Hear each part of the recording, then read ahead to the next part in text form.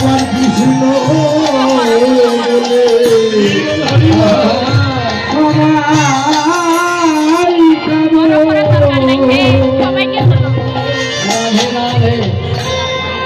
ভগবান যদি কৃষ্ণ বলে কাঁদতে না পারেন ভগবানকে পাবেন না। টাকা পয়সা থাকলে ধনী বলা যায় না, রূপ যৌবন থাকলে তাকে রূপবতী বলা যায় না। ধনী হতে হলে ভগবানকে পেতে হলে কৃষ্ণ প্রেম ভক্তি ধনটা যদি হৃদয়ে থাকে তবে আপনি ধনী হতে পারেন, তবে আপনি রূপবান রূপবতী হতে পারেন। এই রূপের কোনো দাম নেই। দেখো এই জন্য আমাদের প্রভুপাদ বললেন যে প্রত্যেকটা মানুষকে আমাদের কৃষ্ণ নাম জপ করতে হবে, জপের মালা প্রত্যেকটা মানুষকে নিতে হবে যদি ভগবানকে পেতে চান। আর যদি বলেন না আমার গাড়ি বাড়ি আছে, আমার টাকা পয়সা আছে, আমার মধ্যে বিদ্যা বুদ্ধি আছে, তাহলে প্রয়োজন নেই, এই কীর্তন শুনে কোনো প্রয়োজন নেই। তাকে পেতে হবে, নাম জপ করতে হবে। হ্যাঁ, আমি অনেকেই লক্ষ্য করে দেখছি কীর্তন আসরে বসে আপনারা অনেক কিছু খাচ্ছেন, এত খেয়েও পেট ভরছে না আপনাদের। আমি আপনাদের এই কুড়িগ্রামে এই প্রথম আসলাম। ওই যে আপনার বাজারে দেখছি অনেক ফুচকার দোকান এসেছে, অনেক আমিষ খেয়ে খেয়ে আসে আসলে কীর্তন শুনছি। আমাদের লজ্জা হওয়া প্রয়োজন, যেখানে আমরা হরিনাম শ্রবণ করতে যাচ্ছি সেখানেও আমরা আমিষ যাচ্ছি। আমাদের স্বভাবগুলো পরিবর্তন কবে হবে?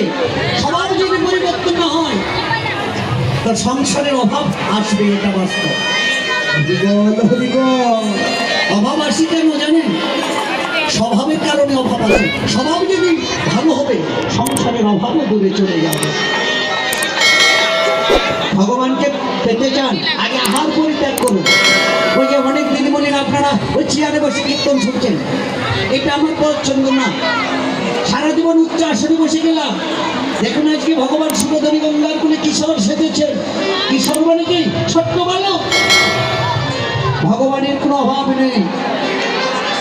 আজকে ভগবান তার জন্য কিশোর সাজলেন, আমার মতো জ্ঞানী বিষয়বদ্ধ জীবকে হরিনাম উদ্ধার করার জন্য তিনি আজকে কিশোর সাজলেন। কোথায়? এই উলিপুর রাধা গোবিন্দ মন্দির প্রাঙ্গণে। এখানে অনেক রকমের মানুষ আছে, চারি বর্ণের মানুষ আছে। চারি বর্ণ কাকে বলে? ব্রাহ্মণ, ক্ষত্রিয়, বৈশ্য, শূদ্র। যারা ব্রাহ্মণ তারা বলছেন আমরা বড়, যারা ক্ষত্রিয় জাতি তারা বলছেন আমরা বড়, যারা শূদ্র তারা বলছেন আমরা বড়, যারা বৈশ্য জাতি তারা বলছেন আমরা বড়। ভগবান ভাবলেন যে আমার সৃষ্টি জীব সকলে, কিন্তু কেউ ছোট হতে চাচ্ছে না। এবার আমি নিজেই ছোট হয়ে সুরধনী গঙ্গার কোলে কৃষ্ণ নাম প্রেম বন্যায় আজি ভাষায় দিব, ভাষায় দিব, ভাষায় দিব, ভাষায় দিব কৃষ্ণ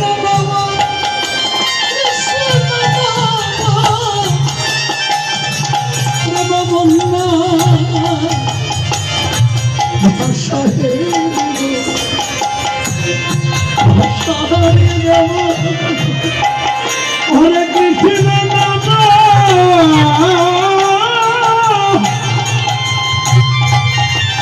হরে কৃষ্ণ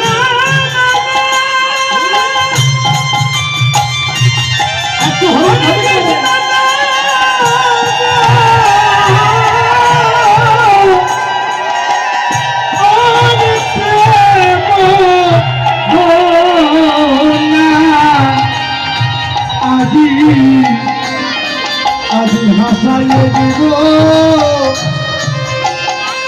ভাষায় দিব।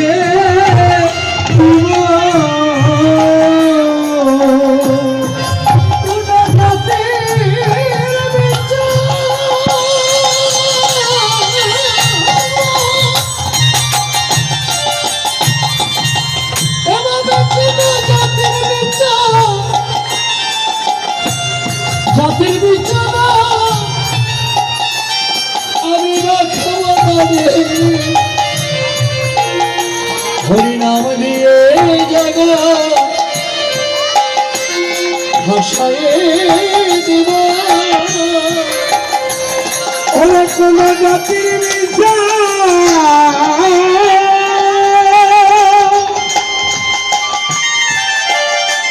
কোন জাতির বিচার কোন জাতির বিচার আর লাগবে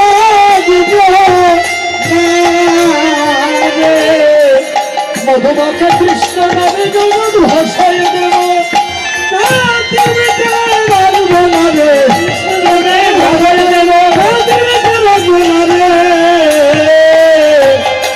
আজি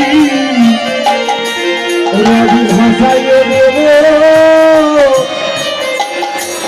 আর ভাষায়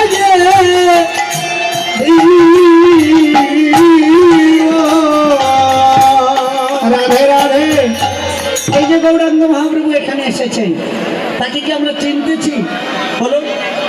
আচ্ছা, আমরা যে কীর্তন শুনতে এসেছি, আচ্ছা আমাদের কি ইচ্ছা হচ্ছে যে আমরা একটু ভগবানের সঙ্গ করব, আমরা একটু ভগবানকে দর্শন করবো, এই ভাবনা কি আছে? এই ভাবনা যদি থাকতো তাহলে এই দূরে দূরে থাকতাম না। এই যে জায়গাগুলো ফাঁকা আছে, সামনে আসেন তো, সামনে আসেন। ওই দূর থেকে খালি কিন্তু আসে না, কীর্তন থেকে মানে অনেক দূর থেকে এখানে ভাড়া দিয়ে এসেছেন, আর এসে আর এই সামান্য জায়গা কাছে আর আসতে পারছেন না। ভগবান এখানে এসেছেন গো বাবা, কবে কখন কোন দিন এসেছেন? যেদিন এখানে শুভ দিবস কীর্তন হয়েছেন, সেদিন থেকে আমার প্রেমের ঠাকুর গৌরাঙ্গ মহাপ্রভু এখানে এসেছে। জানেন এখানে আসলে কি পাওয়া যায়? প্রেম ভক্তি লাভ করা যায়। আর প্রেম ভক্তি লাভ করা যায় কোথায়? ওই রাজশাহী খেতুরি ধামে নর্তন ঠাকুর মহাশয়ের আঙিনায়। আপনারা গিয়েছেন তো?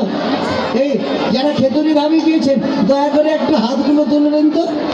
যারা খেতুরি ধামে গিয়েছেন, যারা যান নাই তারা তো তুলতে পারছেন না। রাধে রাধে। তা আপনারা গিয়েছেন, আচ্ছা বলুন তো খেতুরি ধামে গেলে কি পাওয়া যায়? এই যে এত টাকা খরচা করে যান, কি পাওয়া যায়? ধন সম্পদ কি পাওয়া যায়? হ্যাঁ, সেখানে গেলে প্রেম আর ভক্তি পাওয়া যায়। কোথায়? এখানে বাস্তব। আজকে কীর্তন শুনে যান আর কথাগুলো শুনে যান। খেতুরি ধামে গেলে প্রেম আর ভক্তি লাভ করা যায়।